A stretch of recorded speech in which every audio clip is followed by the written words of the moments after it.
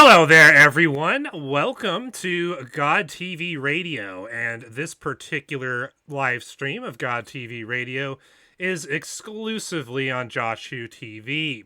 As you can see, you got me, myself, TTOR hosting. We got Brett Keane manning up the middle, and we got Jay Hall, our special guest presenter today. Say hello, everyone. Yay! Exactly. I'm here. Good. The silence was very reassuring. But anyway, before you launch into your presentation, Jay Hall, maybe you could introduce the God TV radio audience to yourself. Tell us a little about your background.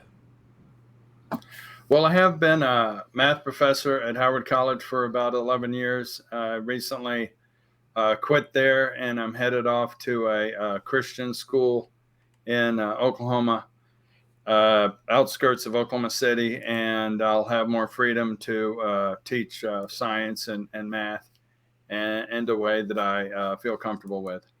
Excellent, because I know that being in part of the secular public school system these days, if it was vexing and tough, 20, 30 years ago, I can only imagine what it's like now. Exactly. Yeah, I just know that I'll have a lot more freedom to explain my kind of different views on origins at a Christian school that, believes the Bible and works from a Christian worldview. Yes, and that does sound like a good discussion topic for after your presentation. But why don't we get right into your presentation? Let's get that one on screen before you launch in. That sounds great.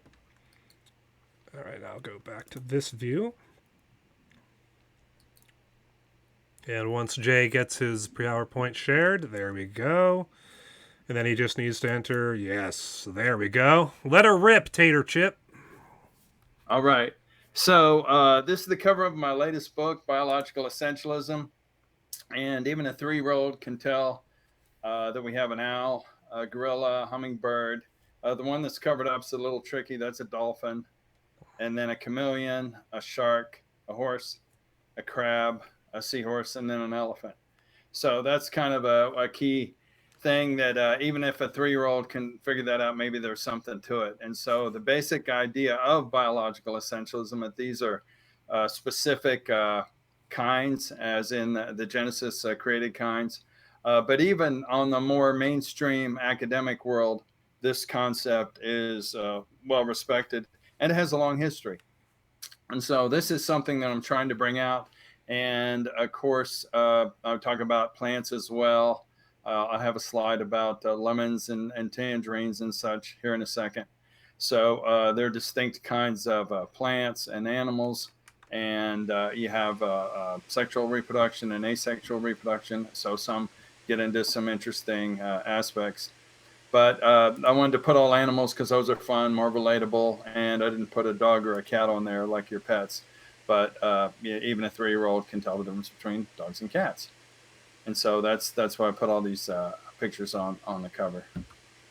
Now, I'm part Native American, a small percentage. I'm an enrolled member of the Choctaw tribe, so I thought I'd throw in some Native American culture. So, and I don't know if any of those kids are 3 years old. Another aspect of the biological essentialism relates to gender. So it's obviously, who the husband and who the wife is. And this is a picture from the 1800s. So the wife says, what is biological essentialism? And then the husband says, horses are horses, bats are bats, and the Great Spirit didn't make us from apes. Now, again, I don't know where you'd have to go to see too many apes in the Americas, but to kind of get the concept across. So we intuitively know that from children that there are different types of organisms. And then even when the scholars go to various, say, an isolated island, say in Papua New Guinea or places like that, there are various cultures, quote unquote, primitive cultures that have words for the various animals, and it pretty much matches up with what the scientists have tried to figure out. So one of my main punchlines is that we use the word species, and scientists study to the level of species. And in terms of horses, in other words, I would say that's mostly too specific how we talk about species.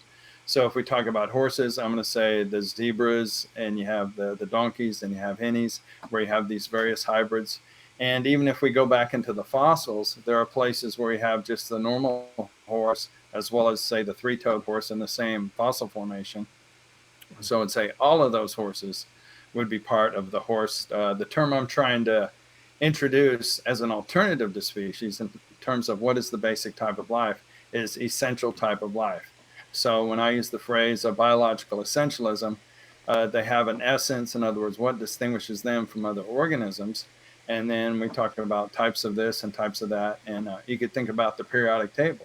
You have metals and non-metals and semi-metals and noble gases and all these variations. So everything in in nature falls into various classes, and we break them down into subcategories and subcategories. So if you go to Walmart, there's the garden section. Then we can go to things to cut grass, and might be variations of that. So that's kind of intuitive. Even children know this, and it's when we get indoctrinated into school and evolution that we get a different idea. So horses are horses, bats are bats, and we're not related to monkeys. So where did the confusion with regard to the word species come from? Well, you can go to the Gutenberg Bible, and I have a picture of that in my book, but the type of lettering, that style of lettering is hard to catch. And but you can look it up yourself, and there's the word species. It's just a little bit hard to catch in Latin. So this is actually the more modern NIV, but the Spanish version. So let me read this in Genesis. Then God said, "Let the earth bud." This is the Geneva Bible from 1599. Then God said, "Let the earth bud forth the bud of the herb that seedeth seed, the fruitful tree, which beareth fruit according to his kind, which hath his seed in itself upon the earth." And it was so. And the earth brought forth the bud of the herb that seedeth seed according to his kind. Also the tree that beareth fruit, which hath seed in itself according to his kind. And God saw that it was good. So we have an apple tree. What do we find in an apple? Seeds. What kind of seeds are they? They're apple seeds. If we plant them, what do we get? We get apples. Again, that's pretty straightforward. But when we say they reproduce after their kind, that's the thing. And you may have heard the phrase baramin, which just means created kind. And in the Spanish version, it has a semilla for seed, or semilla. I'm not sure exactly how you pronounce it. But notice species is twice. Especie. Again, however you pronounce that correctly. So it's there in 11 and verse 12. And in the Latin, it uses the word species. So, Spanish and the other Latin related languages. So we started off with this assumption that what are the created kind? Well, let's use the word species. And that's what Linnaeus, one of the early biological person that, did the whole classification system. So that is the most narrow one. The term I want to introduce is essential types of life. And I always like to use acronyms, so ETLs. Now that hasn't quite caught on. I found one reference to it in actually like an art exhibit to use that kind of phrase, but it hasn't quite caught on at this point. But you say, well, where did species come from? It's in the Latin Bible, right there in Genesis. And I just wanted to bring a more modern example. That's the NIV, the Spanish. So part of the trick is getting the good information. That's my website, totalyouth.us, and that's my other recent books where I argue for a young earth. And so if we go to Swiss cows, I found this was one of the better options, and put biological essentialism in quotes. And then my book actually comes up as number 9. And often, depending on what search engine you're using, there's various alternatives to Google that you will get things related to gender and other issues. But gender is definitely one of the big ones that'll pop up. So Swiss cows, for whatever reason, seem to be a little more friendly to where I'm coming from. And so number 9 was my book. And in terms of the graphics, sometimes it was number 2, but often it was number 1. Notice the second graphic is about the gender differences, which I'll touch on here in a little bit. So gender is definitely related. I have a chapter on that in my book. and also about human nature or human exceptionalism, two topics that are related. But the basic idea of biological essentialism, that you have different types of animals, and say bacteria is different than, say, a mouse, and so forth. So look at this picture. I have dogs, cattle, bears, and species, and I picked that up from somewhere else, and then subspecies. So another word for subspecies would be varieties. I would use the word essential types of life. Again, I pulled that graphic from somewhere else and then added what is biological essentialism. And in the original version, it had transitional ancestors, which never existed. So we had this supposedly evolutionary tree of life where we go from atoms, ATOM, to atom, ADAM, or molecules to man, variations of that. Uh, we could say one-celled organisms to Wonder Woman. You go on and on with those.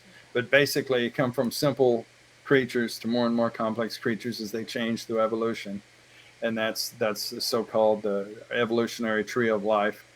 And but all the links are missing, and that's well admitted by evolutionists themselves and living creatures, as well as in the fossil record. And of course, an excellent example, which many people have brought this out, were the two-celled creatures, were the three-celled creatures, were the four-celled creatures. And you can go up. I'm not sure exactly where you actually run into something. Is it 30 cells? Is it 40 cells? I'm not quite sure. But the point is, at the very beginning, you have a whole bunch of missing links, not just one or two. So anyway, sorry about that. Let's see, what did I do? I hit something. Mind if you mind if I ask you a question real quick? Go ahead. Have you always been a young Earth creationist, or did your views change over time? Well, basically, since I was a Christian, let me see, what am I doing here? Okay. So am I sharing my PowerPoint? I still see the Swiss cows on screen. Yeah, I can see what you have. Well, I could see what you had until. Is it working now? Hold on. Try screen sharing again. Were you still on Can't the hear you, TTOR. Oh, Okay. were you still on the Swiss cows page while you were talking? That's what I wanted. Yes. Yeah. Yeah, we were seeing that on screen. For a second there, I thought maybe you had switched. Okay. So you can see the Swiss cows. Yes, we can see the Swiss Okay. cows. All right. So let me answer that question. Became a Christian when I was 14. I used to live in Northern Virginia. There was actually, it was a Harrow camping station in Maryland that I listened to a lot, and they had some ICR speakers, Institute for Creation Research, which is now in Dallas, that presented the young Earth viewpoint, and I caught on to it right away. But of course, as a youngster, I read Time Life books, and when they said billions of years and millions of years, I took it at face value. I just said, hey, it's in a book. It's got to be true. So from what the scripture teaches and from the scientific evidence, both and then as a teenager, even I started going to creation conferences and heard all these PhD scientists give very solid evidence arguing for the young Earth viewpoint. So that's basically the short answer to the question, Brett. Is that pretty much what you're asking? Well, that is what I was curious of. Why do you think it is that this agenda on genders, as you were talking about, is such an issue nowadays? As well as why do you think that the science department, or at least a lot of scientists out there, are promoting the idea that we come from slugs, primate, swamp goo, all this for? Why do you think that's so relevant and important for them to put in our faces? I think that there's an overall philosophy, and you can even bring this out with the early geologists that led to Darwin. Is it's a viewpoint of ultimately atheism, and according to many, the Darwinism makes you a respectable, atheist supposedly, and it's that ultimate philosophy that you have your quote unquote freedom and relating to sexual mores and such. So I think that that's ultimately behind it. And also, once you get caught into the academia, there's a peer pressure to fit in, and sometimes it relates to your job.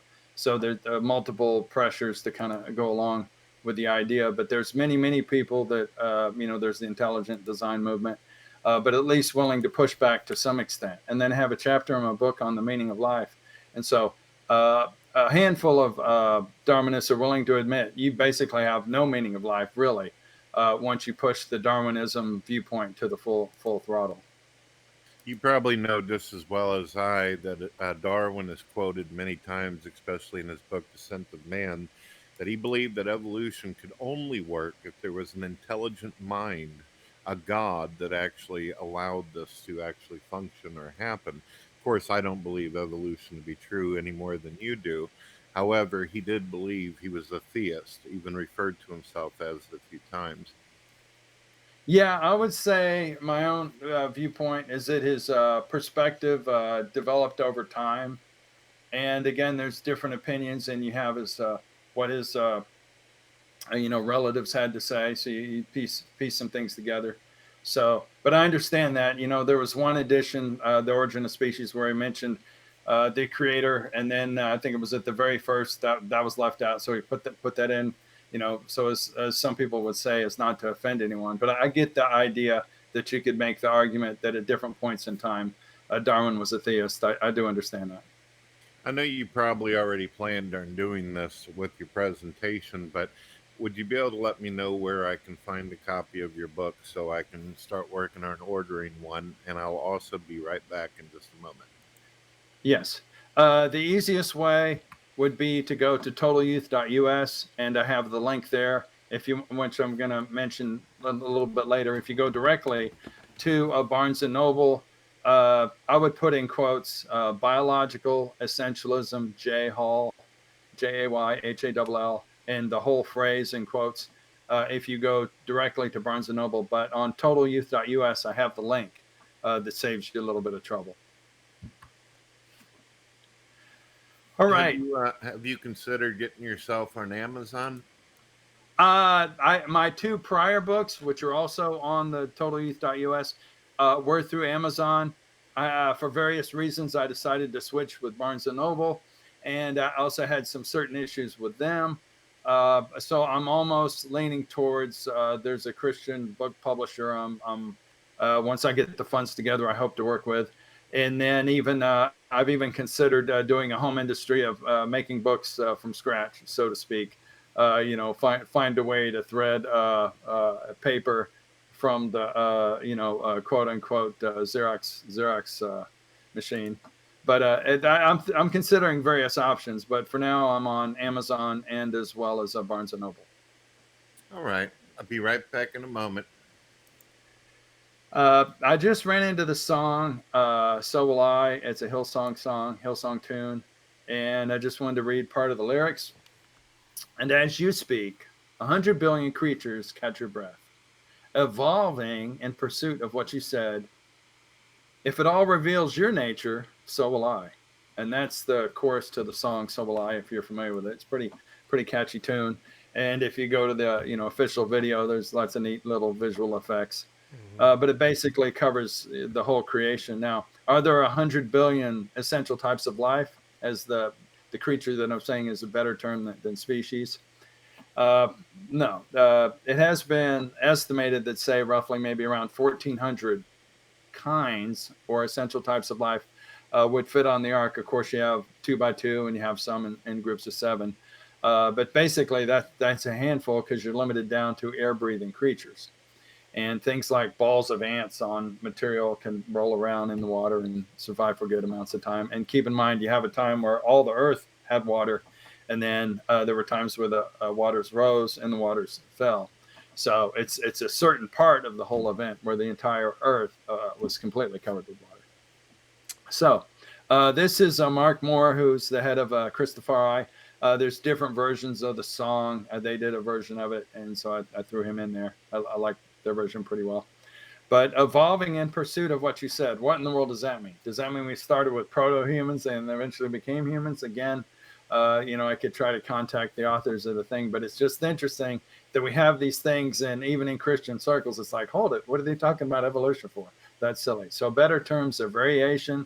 There's changes, and then some of these changes help to adapt. So the polar bears being white in colder climates, that's a good thing. So the variation isn't just totally accidental. God has put methods in the genetics that they can actually change to fit their situation better. But ultimately, they came from one essential type of life from creation week at the beginning. So I just thought I'd throw that in there as kind of an example of how people get confused on the topic. Now, in case you forgot some of your biology, I use the cardinal here, say in terms of the bigger groups and bigger groups and bigger groups. Like I can get a specific little bit in the hardware part. Well, that's part of the other bits.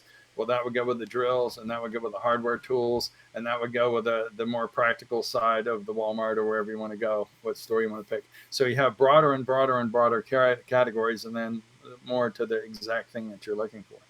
So you have the cardinal for that particular species, then they have the genus cardinal, then family. For many kinds that we're going to talk about, it's at the family level. Now, I don't know if the cardinals and its relatives, if all those interbreed, but basically that would be the main criteria other than what they look like is will they produce a hybrid? And if they do, that's it. Like there's evidence of human and Neanderthal hybrids and so forth. So I'd consider them our brothers. And you could do the 23andMe and see what percentage of Neanderthal you are. And most people are like 3 to 6%, somewhere in that range. So I put got class and order in the court just as some memory aids there. So it goes species, genus, family, order, class, phylum, and kingdom. So kingdom, animals versus plants, and phylum are the very, very general structures. But in terms of the essential type of life, most of the time it's family. Humans, there's just one species of humans. And so that's an example of where species matches up with the essential type of life. But what I'm saying is that's kind of the exception that mostly it'll be at the family. Chickens and turkeys will cross, and they're at a higher level. That's kind of an unusual case. And the animal is weird. So it's like, that's why we don't eat it for Thanksgiving or whatever. The animal's really weird. So that's kind of about the weirdest case is the chicken with the turkey. Okay. Now, part of this thing is I'm saying biological essentialism is a real thing in the scholarly area. People talk about it. If you do a quick search, that's what I'm talking about, the internet, you get all sorts of weird things and down some rabbit trails we wouldn't want to go down. But near the top would be gender, like maybe some gender confusion or the differences between the gender's nature versus nurture, those kinds of topics. But what I'm talking about is apply it to biology, that there are distinct kinds of animals, distinct kinds of plants, that sort of a thing. So here's one from Rutledge, a well-respected, scholarly publication, David Oderberg, Real Essentialism, and he covers biological things.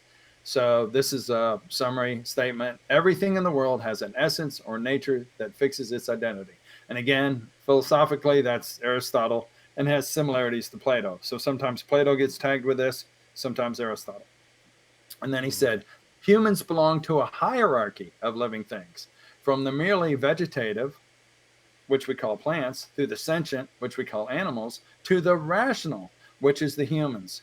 One does not need to know much about biology to see that living things do come in grades, that sentience adds to the mere vegetative sense, and that being rational is ontologically something over and above, say, the other animals. So this is true, and that's an interesting phrase in the book of Jude, where it talks about irrational animals, like those that have gone so far in their sinful behavior, they're like irrational animals. And so it almost uses like the Aristotelian phrase, which is kind of amazing, but something to think about.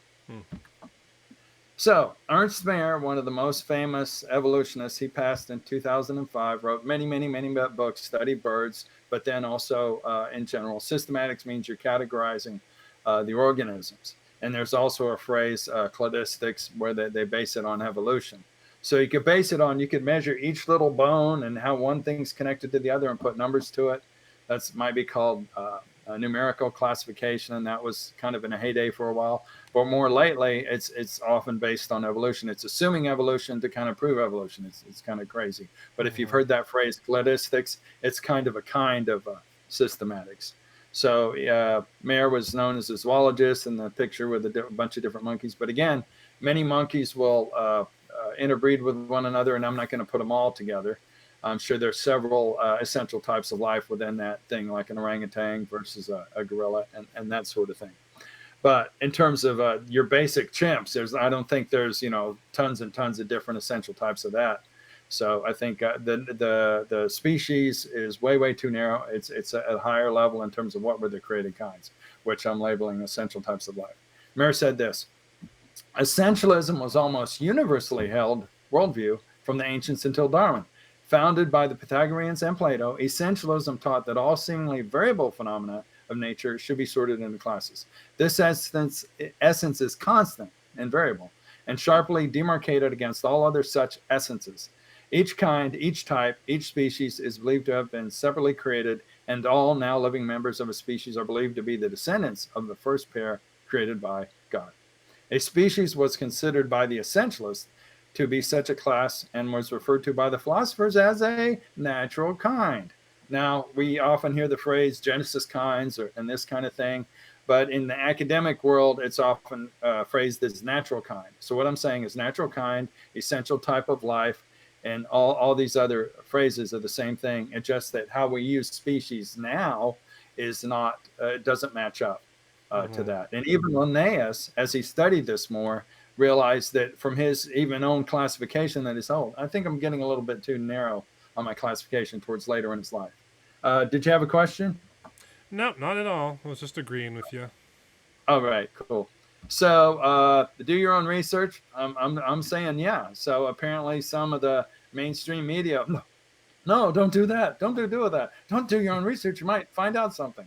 So that's been kind of a meme sort of thing. And sometimes it's just the letters DYOR, but I like to spell it out so there's no confusion. And how do you pronounce that anyway? Dior.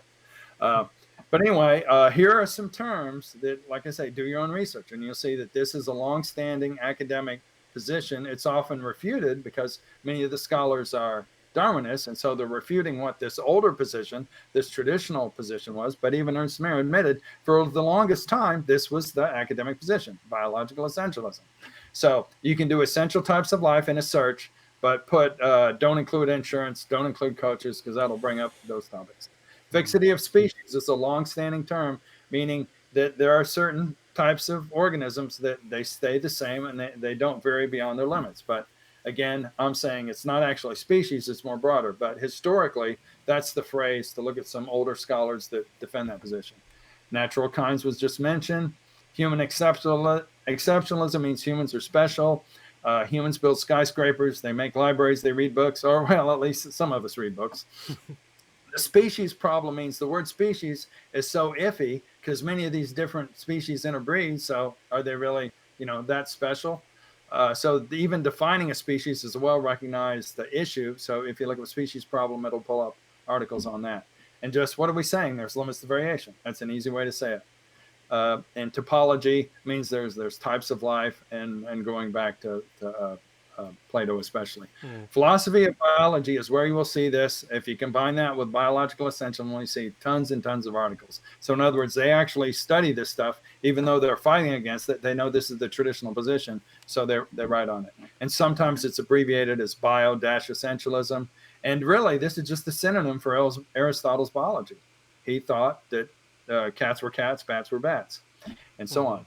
And of course, anti-Darwinism will bring up all sorts of things. And intelligent design I didn't put on here, but there's some parallels there. The main intelligent design person would be David Berlinski. He wrote Human Nature, and I quote him in my book. So Berlinski would be the top ID person today who actually is almost saying the exact same thing I'm saying. And then stasis just means these kinds stay stable over time. Okay. Now, I'm not the only one person talking about this. There's a BBC show, which you can pull up and listen to it, like a podcast in our time. It's also on the radio as well. And it was a few years ago, 2019, and it had several scholars on there. Melvin Bragg is the host, and he covers all kinds of interesting topics. So, and Sophia Connell, who was one of the philosophers on there, said this: in order to understand anything, we need to know its form. These animals with forms such as cat or elephant or horse, each particular animal has a unique form. Aristotle wants to know generally what cat will do. And I was going to put, what is the catness of a cat? And then I could make a joke about going back to a mockingjay. So I had to throw that in there. Bad joke. Okay, he has a fixity of kinds in the world. So they're cats and elephants and people. He doesn't have a theory of evolution, so that's well recognized, and they discuss that in this episode. It's about an hour long. And then, what do we mean by form? This is from Samuel Johnson. You may have seen the recent movie about the madman and the philosopher, about the origin of the dictionary. And Samuel Johnson did the dictionary before the Oxford English Dictionary, which is like the huge one. So in his definition, so it sounds awkward, form is the essential, specifical, or distinguishing modification of the matter of which anything is composed, so as thereby to give it such a peculiar manner of existence. So again, catness or dogness, whatever what we may want to discuss. All right, so I did some animal examples. Here's my favorite one with plants. So a mandarin orange will cross with this, cross with this, cross with that, till you eventually get to a pomelo. I call that like the sweet grapefruit, whatever you want to call it, and has the thicker skin, and it pulls up into these little pieces of pulp. It's really cool. I'm not sure you like those or not. And then a citron, I'm guessing, is a form of lemon, but maybe it's like super sour. I'm not exactly sure what it is, but that'll hybrid with this and hybrid with this other thing and hybrid with that. And then I wanted to throw in the traditional VW bug in there, buy a lemon, and just for kicks. So there's a triangle you can make, and then make the connections of what will hybridize with what else. So that means all of these are part of the same essential type of life. That's the punchline. Now, this is a short for a bison, a yak, and a guile, G-A-Y-A-L. They're all forms of cattle, and so they're all the same essential type of life. And this is an example of the cattle where their meat, their muscle gene is like on steroids or whatever, and it's a certain type of a cattle. I don't know what the meat would taste like, but there are certain other critters where they have that, where it's a genetic variation where their fat doesn't work at all, so they just go all muscle.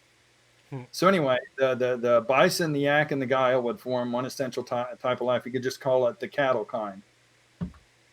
Now, this one's supposed to be funny, and I mean elephant for elephant. An ape and an elephant walk into a bar, da-da-da-da-da, and then the bartender says, "How about that shrewd parade?" So, any ideas what shrewd and parade refer to? Justin?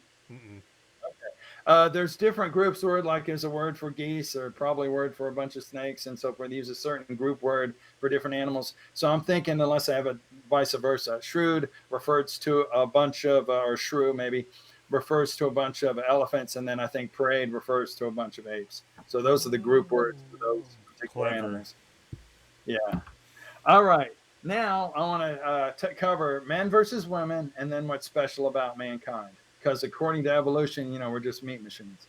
So men versus women, because when you punch in biological essentialism, maybe the first 3 pages might be mostly men and women, and who are you, and what's your gender confusion, and was it because how my parents raised me, or because I was in, quote unquote Christian school for when I was young? What causes all these things? So I put Mars or Venus. There was a very famous book years ago. Men are from Mars, women are from Venus, and I'd say not. I don't know if it's written by a Christian, but it has some positive things there. So anyway, and Let's Sing Blue, meaning the country song, and then Pink Raisins. I was just trying to think of something with pink. Okay. Anyway, and I got that from a comic book history thing, and I just scanned it. Okay. Are there differences between men and women? This is from Valerie Soliel, who has degrees in law and psychology and interested in this. She said, men perceive speech with logic so that they hear exactly what is said, while women use their intuition and emotion. This helps women see hints and hidden meanings everywhere. Taking a look at the bigger picture will show how these various characteristics actually complement one another. So the statement about men and women being from opposite planets, Mars and Venus, could mean that they have come from other worlds in order to enhance our own. So in other words, opposites attract, and you work together, and you can each kind of get your better thing done. And my wife, she tends to be better at like keeping track of the individual numbers on our budget, even though I'm the math person. That sort of thing. Now we all know who that is, so let's go to it. And this is I think it got quite a few views, but it's interview from the Epoch Times, which is how I say it.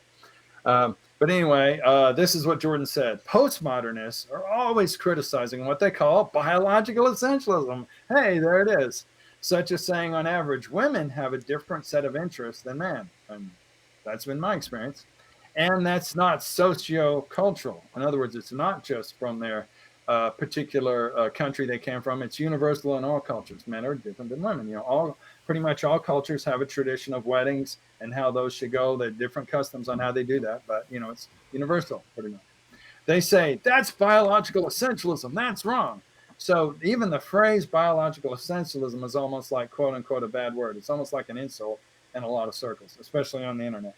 Now, let's read this passage from Scripture. Then he turned toward the woman and said to Simon, not Peter, a different Simon, do you see this woman? I came into your house. You did not give me any water for my feet, but she wet my feet and her tears with her tears and wiped them with her hair. You did not give me a kiss, but this woman from the time I entered has not stopped kissing my feet. You did not put oil on my head, but she has poured perfume on my feet. Luke 7. So there's an example of flip it around. A man doing this, that'd be really weird. So in other words, there are differences between how women act and what they tend to do and how men react. And just saying, you did not show me proper hospitality, which might have been, the French thing, kiss on the right cheek, kiss on the left cheek. I don't know what it might have been, but he did not do any of those things, even though the style for the woman was extravagant. So even in the Bible, it's very clear. You go through the whole Bible, men and women are different. Call it biological essentialism, but it's the truth. Everybody knows it. All right, so a couple on this, and I'm almost there. So, are humans different? I would say yes. Biological essentialism says yes. Aristotle said yes. Plato said yes. And so this is a quote from a famous, I think he was a physicist, very, very famous quote. But he wrote a famous paper on the applicability of mathematics and why it's a wonderful thing. And really, evolution can't explain it. And this is Gene Wigner, very famous paper. And this is a quote from that paper. The miracle of the appropriateness of the language of mathematics for the formulation of the laws of physics is a wonderful gift. Well, who gave it to us? God, right? Which we neither understand nor deserve. And so, again, he wasn't that explicit with it, but obviously, if we have a gift, there has to be a giver.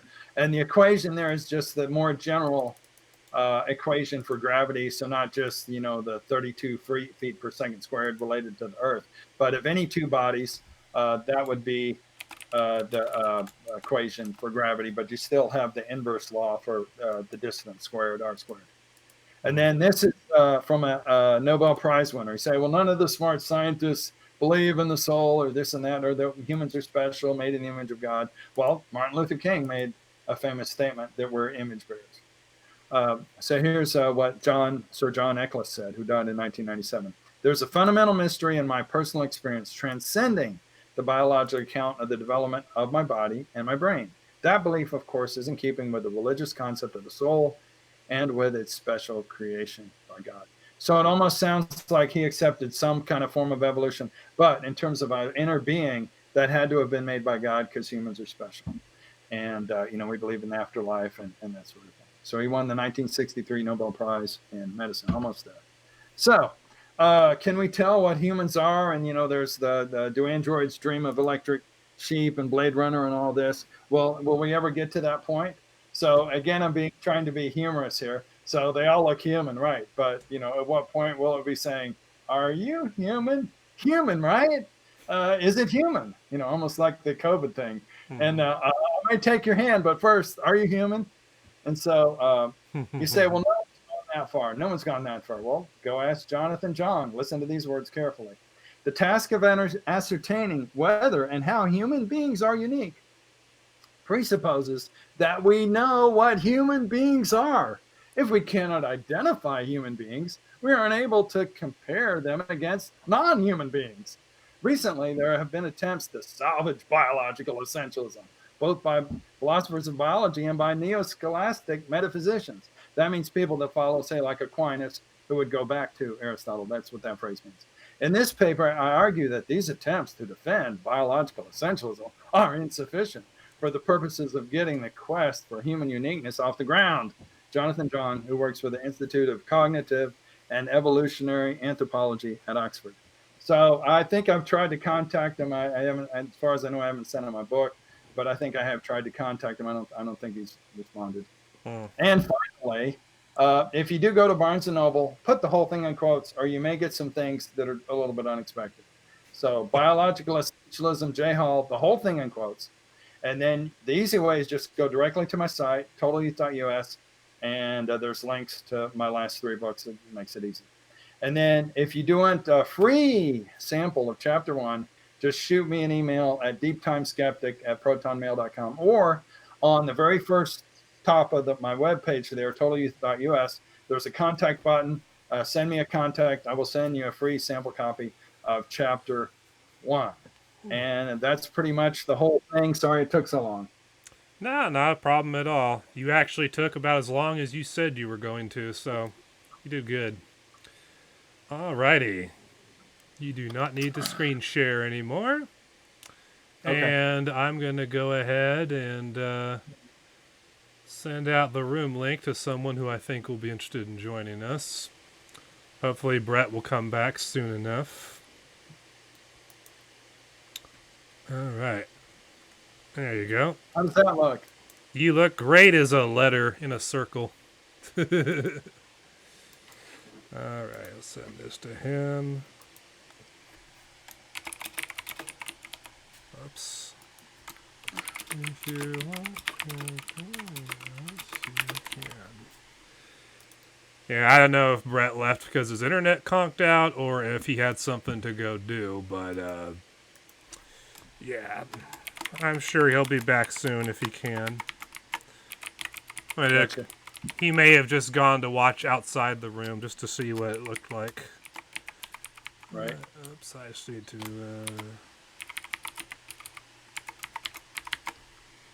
check out my email really quick. All right, so you were talking before the presentation about how you were switching schools that you'd be teaching at. So what was going on at Howard University or wherever it was you were assistant professor of mathematics at before? What happened there that made you go? This is Howard College in West Texas, and I was teaching math, and the issue of the vaccine came up, and it's a pretty conservative area, but I'm somewhat trending and almost like a prepper type attitude. Kind of do it beforehand rather than have to do it at the last minute. Say, oh yeah, where's my emergency backpack? Grab it and go out the room. So part of those vaccine issues, I see, okay, that could be a sign. And I did try to reach out to some of the leadership, and not a lot of good feedback from my understanding. So like say the gender issues didn't come up, but I've heard of a number of stories, and one local story, I don't know if it's caught much national attention. I don't know how many of the details I can give out, but basically a lady at our church was involved, and it was like a conversation that was overheard, and she's basically defending the biblical and traditional concept that they're the quote unquote the binary. Men are men, women are women. They don't equal each other. What's interesting, if you talk about women and you talk about men, you can't do this little thing or you could do that little thing. But in reality, X and Y, that's it. Women have babies, that's it. And so that's simplicity. But she eventually, I don't know if she was forced to leave her job or if she had to got fired, so to speak. I can't remember those details. And again, I don't know if this has reached more than a statewide level, but I'm sure you've heard similar stories. So rather than wait until that sort of thing happens, even though West Texas is generally a very, very conservative area, I thought, okay, first is the vaccine, and then next is this, And at this point, I'm not even sure if it was required to get the vaccine.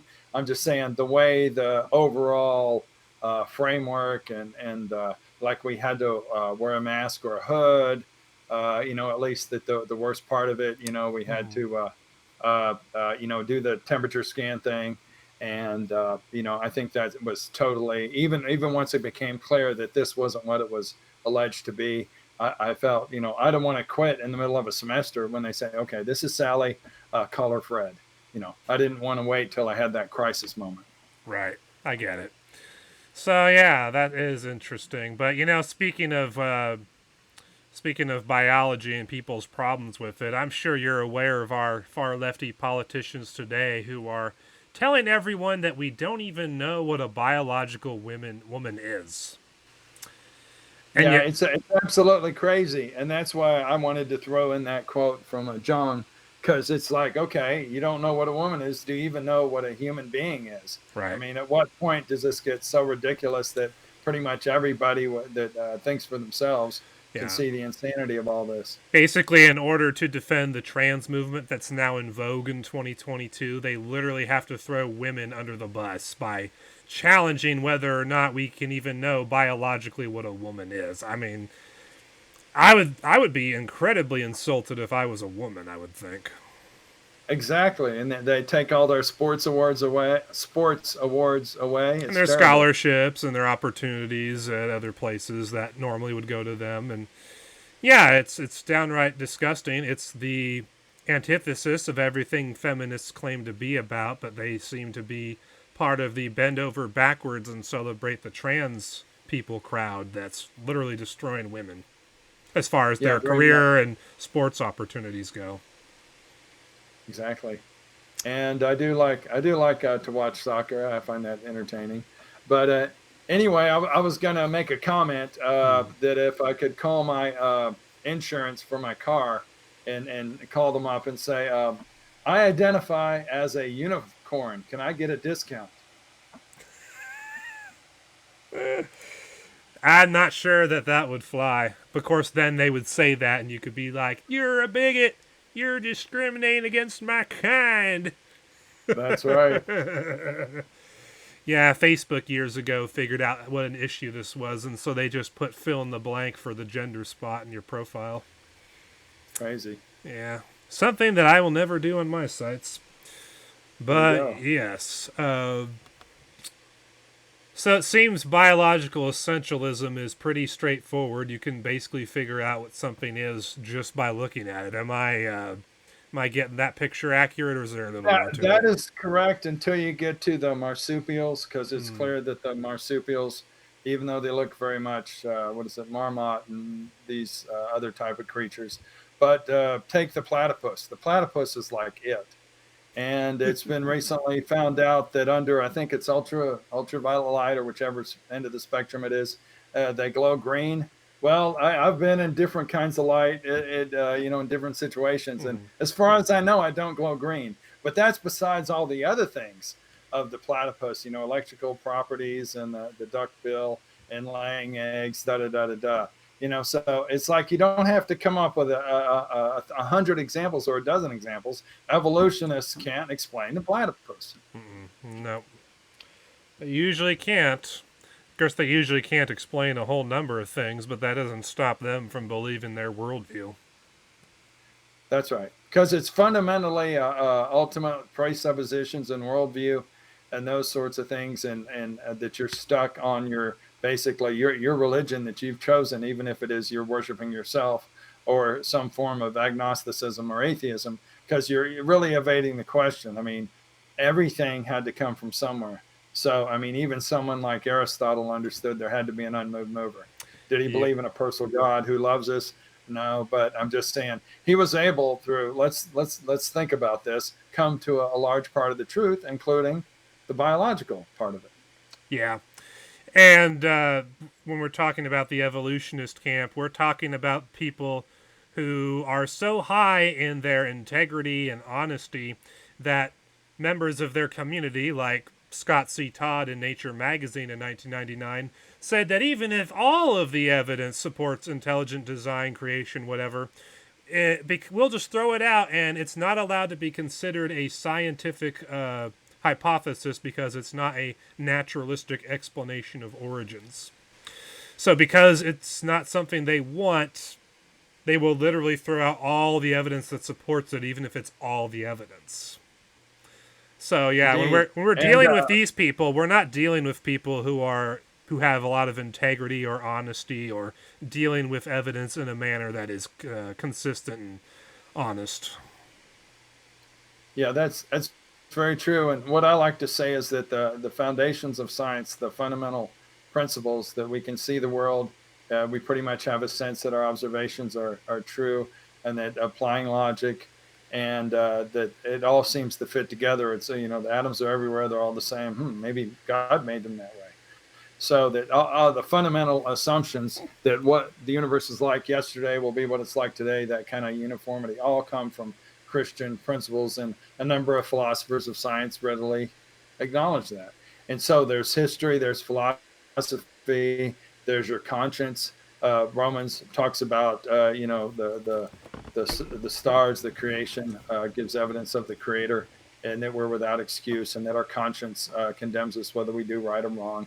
Well, morality implies a moral lawgiver. So you have your conscience and you have the creation, both point to the aspect of a real creator. So it's like, as the scripture says, we fight against that truth because we love our sin more than turning to Jesus and repentance and faith. I see. So, as far as Christian apologetics goes, is there anything that you've seen going on in the Christian apologetics world recently that you find very interesting for one reason or another? Well, I know it's not super recent, but the famous Andy Stanley downing, and I know you've talked about this, downing the Old Testament. Well, how often did Jesus say it is written? What's he talking about? The Old Testament. And there's many references to the Old Testament in the New, and if you have your study Bible, you can look in the margin. But even beyond that, I mean, we talk about the second Adam. There's a whole bunch of things that have been written to try to deny that Adam and Eve were real people, and that is in Scripture so clearly. And Jesus is the second Adam, and as our condemnation is through Adam, our hope of the resurrection is through Jesus, the second Adam, in that sense. And 1 Corinthians 15, and in Romans, where it talks about that, Romans 5, I think. So we have these trends that are dangerous, and you have to have some kind of a dividing line. Because when it cuts into what is salvation, why do we need forgiveness through the cross? Well, because we're all sinners, and we're all born sinners because of the fall, and that Adam made the wrong choice. So we're born sinners and we sin. So it's a both and kind of a thing. So once you break the foundation of the gospel, which is in Genesis, then it is going at the very root of what our Christian beliefs are. Yeah. Speaking of going at the root of our Christian beliefs, I don't know if you saw my somewhat recent video responding to William Lane Craig regarding Bible interpretation and the early church fathers and what they said on origins. But there was a video. No. There was a video last year where he was responding to Ken Ham after they had a rather public back and forth feud with each other. And basically, in this video, William Lane Craig did two things. One, he claimed in one instance in the interview he was doing of Peaceful Science that I have not reinterpreted the Bible in light of evolution and billions of years in order to justify my older creationism beliefs. But then later on in the video, he admitted that if the Bible were proven to be wrong or contrary to something well established in the scientific world, then he would be willing to reinterpret the Bible in order to make it fit with what the consensus is in the scientific and academic community. And of course, that's really dangerous. Mm-hmm. Of course, what he didn't tell people is that back in 2013, he was doing a podcast with someone, and he literally admitted that he reinterprets the Bible in light of the majority opinion of the scientific and academic community in order to justify his beliefs. And then he took it a step further and basically said that this is what common Christian practice should be. Huh. That was back in 2013. So, yeah, in that interview, he lied about not doing that, and then he admitted that he would do something like that if he felt like he had to. But the real kicker was he claimed that Augustine and Origen would support his view on origins and the way he reads Genesis. Of course, I, being the knowledgeable person I am, decided to go to the writings of Augustine and Origen, where they literally taught a young earth. in the most literal sense that you could. Augustine said that the days of creation were days, ordinary days like we experience today, and even though that was hard to comprehend, that's what the scriptures said, and therefore we have to accept it. That was literally what he said. And then, of course, he taught that I'm trying to remember if it was Augustine or Origen. He taught that I think it was Augustine that taught that the Earth is way younger than 10,000 years old. And then you go to the writings of Origen, and he explicitly said that it was Augustine who said that the Earth was less than 6,000 years old when he wrote his document, and it was Origen who said that the Earth was way younger than 10,000 years old. Back when he was refuting Celsus in his writings. So the very church fathers that William Lane Craig appealed to say that, oh yeah, the early church fathers would support my reading of Genesis and Origins and how old the earth and universe are, the very ones he appealed to taught a young earth. And more specifically, they actually taught that people like William Lane Craig, they would consider to be atheists. Because they said it was atheists who would try and say that the earth and universe were way older than what the scriptures were. They equated people who taught old earth with people who say that the world is uncreated. So technically, the very people that William Lane Craig appealed to justify his interpretation of Genesis and an old earth, not only refuted his teaching, they taught a young earth, but they would have identified him as an atheist based on their standards. And I was just like, oh my gosh, is this really the guy that most Christians think is the greatest champion and apologist we got today? Really? Why are we looking up to this guy? Right. Do you happen to know very much about Lee Strobel and his stand on origins? No, I kind of read his Case for Christ book and some other book of his that I have, but I've never actually seen his position on origins. Do you know it? Yeah. Well, no, I'm just guessing that he has some kind of moderated position, because the book would be The Case for the Creator, but I think it's more maybe closer to, more general defense. I'm just guessing, because I don't really see where he aligns himself with more traditional creationists like Ken Ham. Mm-hmm. Yeah, as far as I'm aware, because the book I have, he goes to a lot of older creationists to talk about his topics. So typically when someone who's an apologist is surrounding himself with old earth creationists, the odds of him being a young earther are incredibly low. Yeah. Yeah, like David Wood's a very good example for Acts 17 apologetics. He never talks about creation and origins as far as his position on it is, but all the apologists over the years that he has promoted and supported and brought onto his channel to talk about various topics, every single one of them is an old earth creationist. Many of the ones I've refuted on my channel, like William Lane Craig, John Lennox, Frank Turek, etc. He's never once promoted or supported a young earther, so I have to assume that he doesn't believe in young earth creationism. Although there was one video he did with How Do You Meme, where he was answering a question that my friend John actually asked him about what his position on origins was, and David actually said that he at one point has held each of the different creationism positions, but then he would come across something that would prove that position to be wrong, and so he purposely doesn't talk about creationism and what his position is on his channel because of that.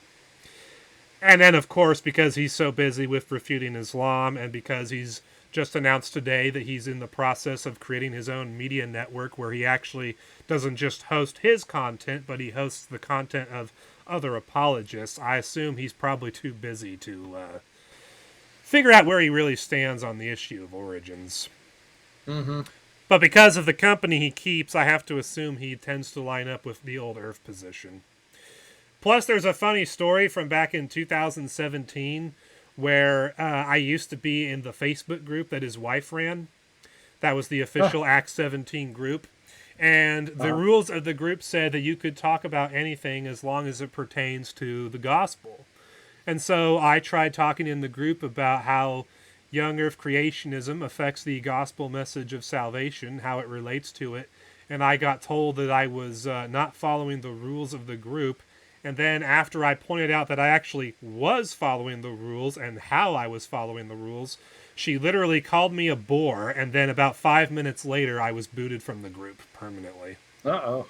So yeah, based off of the company David Wood keeps and based off of the way his wife treated me years ago, I would have to assume that he's not a young earther at this point, and I probably wouldn't be welcome on his media network.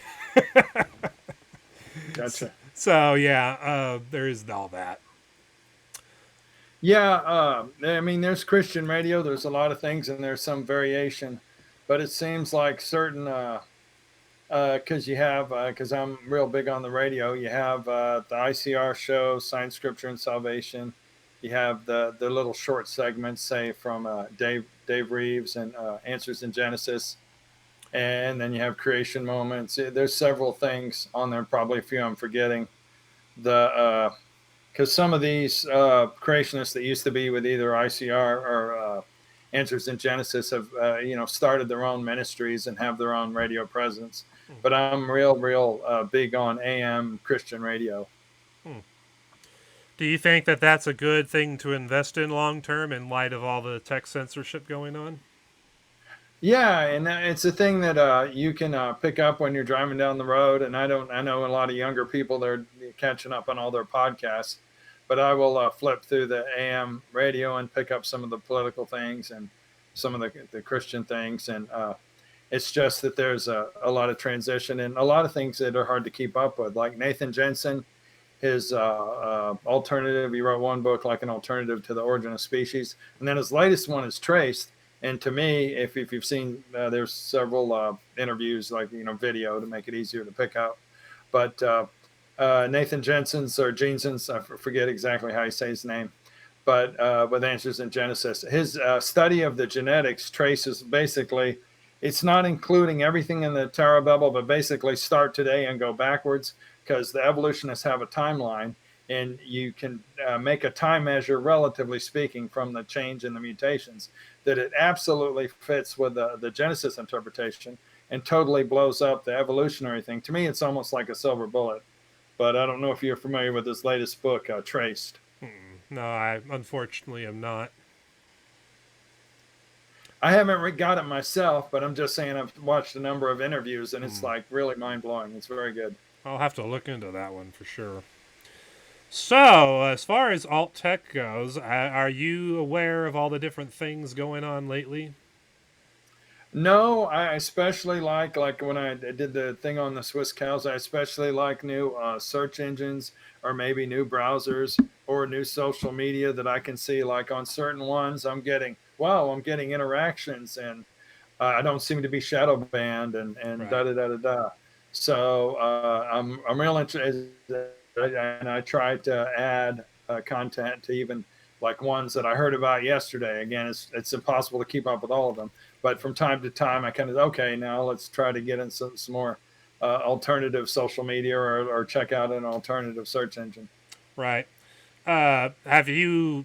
All right. Well, have you heard about Truth Social or thought about using it? I haven't got on there yet, but I mean, I'm considering it. Yes. Yeah, I got on there last week when they finally rolled out a desktop version of their site.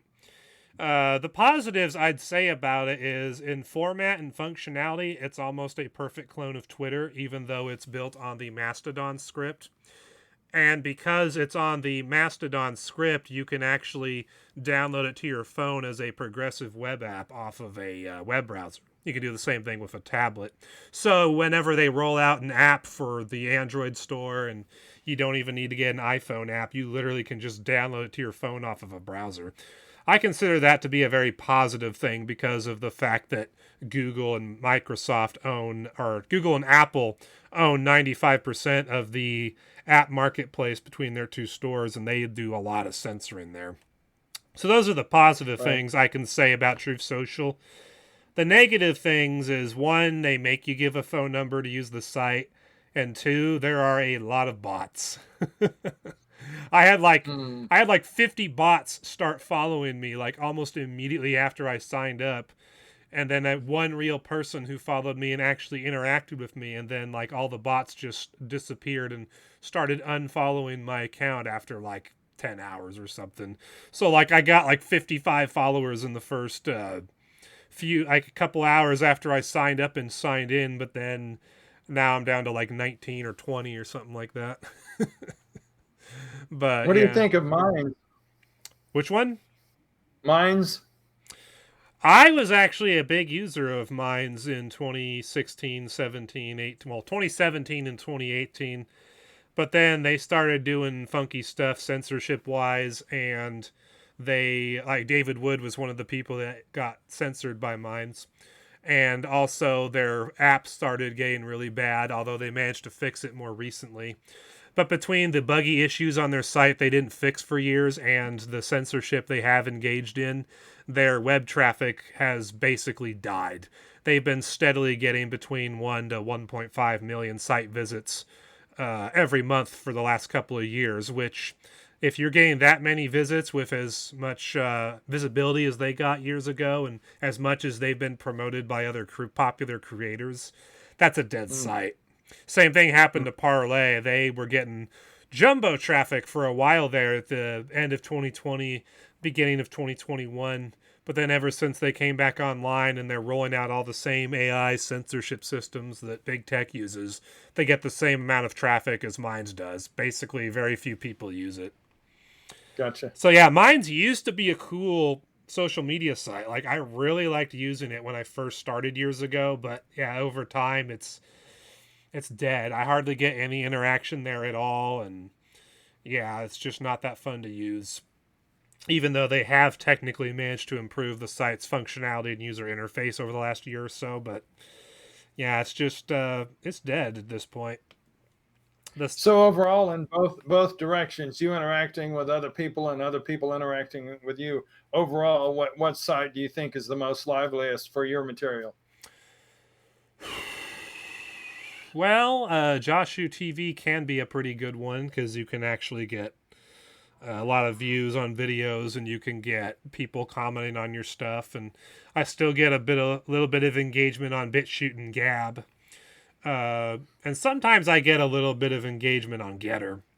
But to get engagement there, you pretty much have to follow a few people and you have to comment in the posts of popular people on Getter, because then people will actually engage with you, and sometimes they'll even follow you back and follow your stuff. And then I guess the only other place where I can think of off the top of my head where I'm getting really good engagement is, well, I guess I get a little bit off of USA.life and Twellet as well. But YouTube, unfortunately, is a place where I also get a little bit of engagement on certain videos.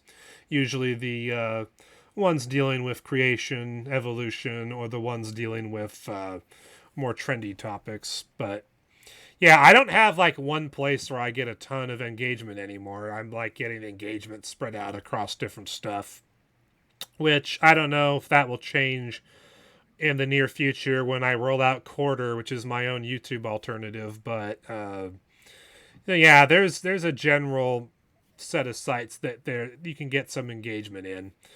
But the problem with me is that I say the truth no matter how inconvenient it is to me and to other people that I talk about. And so at some point, I upset everyone. And as a result, I think a lot of people don't like to engage with me, even on the sites where I get any engagement at all.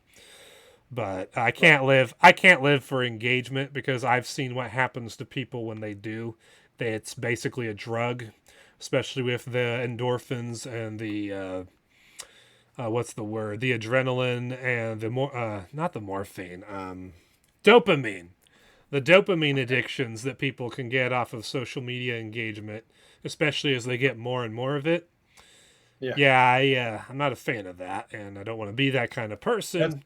But even if I was getting engagement, like for example, there is a way on Gab you can get lots of engagement.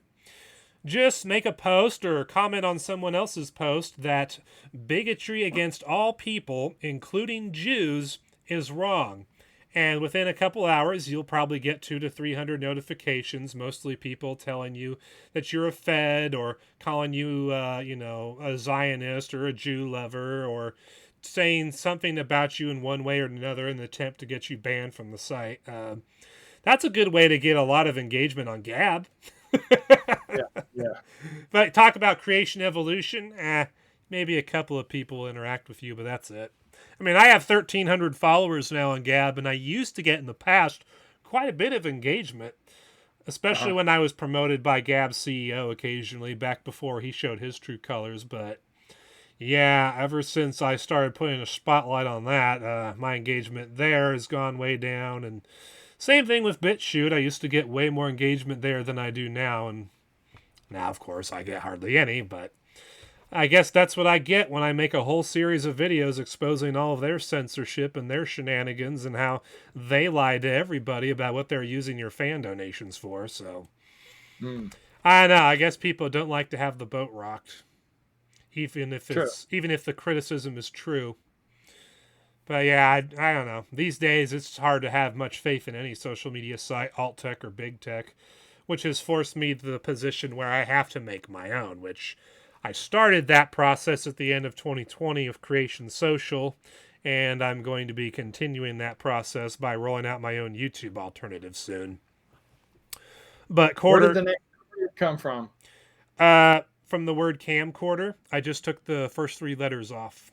Got and it. The logo of quarter is literally a camcorder, so people should be able to understand. And the whole point of going with that as my site name and as my site logo is that I want to cater to independent creators, people who are making videos at home with their home camcorders on tripods, or making videos off of their phones or tablets with the cams that are built into them, or using webcams built into your laptops, or having webcams plugged into your computers.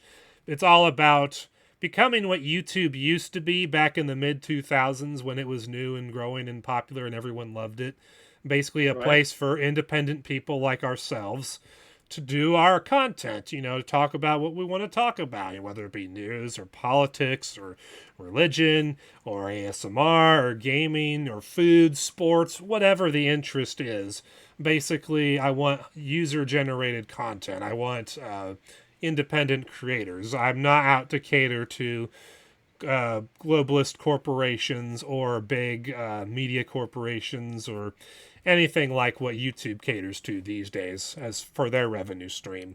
I want it to be a place where people like you and me and people like your average creator on the internet, on YouTube and whatnot, a place where they can feel free to make whatever content they want.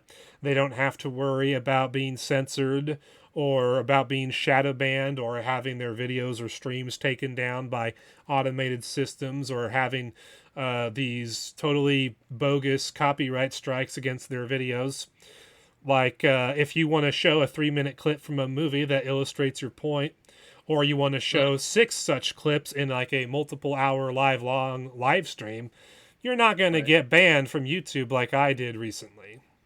Yeah. So, Do you know are there specific rules about that? How long the clip can be before you're crossing a line? Do you happen to know those details? I learned this one from Brett in this recent incident. Apparently, you're not allowed to have more than 30 seconds of copyrighted material in your upload. Of course, the problem I have with that is people are uploading entire movie clips to YouTube all day, all of which are copyrighted materials, most of which are a lot longer than 30 seconds. And yet, their uploads are allowed to remain up and they don't get banned or censored. But apparently, if you include more than 30 seconds of copyrighted material in a longer live stream where you're using the clips to illustrate a point, and then after the clip you explain the point you were trying to show what that clip was, apparently that's a big no-no for YouTube, which makes no sense at all. I mean, if you're not going to allow more than 30 seconds of copyrighted material in a live stream, then you shouldn't be allowing any such material to be uploaded to your site by average people, and yet they do. So that's another... Would it work for you if you broke it up and chopped it up into pieces and comment after each 30-second split? Would not have worked for the clips I was showing. No. Okay. Okay. Yeah, which is why sites like JoshUTV and like Quarter are so important, because we don't use those systems, so you're not going to have that happen to your channel. You can literally live stream and have peace of mind knowing, okay, I can show a 3-minute clip from a movie, or 4 or 5 or 6 clips from a movie or TV show that are part of a much longer stream, and I'm not going to get dinged for it. That's the peace of mind people will be able to have with Quarter that they already have with JoshUTV, which I don't plan on doing streams like that all too often. Like the stream I did last time that got me dinged on YouTube, that was a rare stream where I felt like showing clips was going to help me prove my points. But in the future, yeah, I'm definitely not streaming shows like that to YouTube ever again. Not even on my own channel, because I'll just suffer the same fate as when I was streaming on Brett's channel last week. But yeah, that's why alt tech and building our own is so important now, because 1, we can't trust big tech, and 2, we can't even trust alt tech, because a lot of the leading alt tech sites are run by lying grifters who are employing all the same systems of censorship that big tech does. So at this point, I don't trust them. I only trust myself, and so building my own is the way to go. Well, more power to you. One of the things I brought out about reading books is everything off the internet, and you get a certain perspective, and depending on how you put your search in, you get whatever topic. That someone that writes a book, they put some thought into it. And I know the intelligent design people, I'm trying to think of the name of it because I don't have this book, I just heard about it, but they have a whole book refuting the whole concept of theistic evolution. Well, there's several chapters, there's several authors, they put a whole lot of thought into it. And even from the intelligent design perspective, theistic evolution doesn't make sense. Well, I think it's extremely important to read such books, because how your mind works when you're reading something and thinking through the arguments is different than when you kind of scan through a short article on the internet. Yeah. Yeah, I mean, the observations and thoughts I put out over the years come from reading all kinds of articles, reading books, watching videos. I've had to absorb a lot of information and filter through it in order to come to the conclusions I have, and that's very important to do, and something that our current education system definitely is not teaching people how to do. Definitely not. Yeah. So, is there anything else you want to talk about, Jay, before we head on out of here? Because I don't think anyone else is going to be joining anytime soon. No, I think I completed my thought. I really appreciate the opportunity. And I appreciate you coming on and giving us a look at what biological essentialism is. I had been meaning to get your book on the topic, but I haven't yet because of various reasons. But now that I've seen your presentation, I definitely will be getting my own copy soon, like Brett was saying earlier. Thank you. Yep. And with that, guys, I will bid you adieu, and we will go ahead and transition into our outro video, which this is brand new off the top of the press, so I think you guys will enjoy it very much.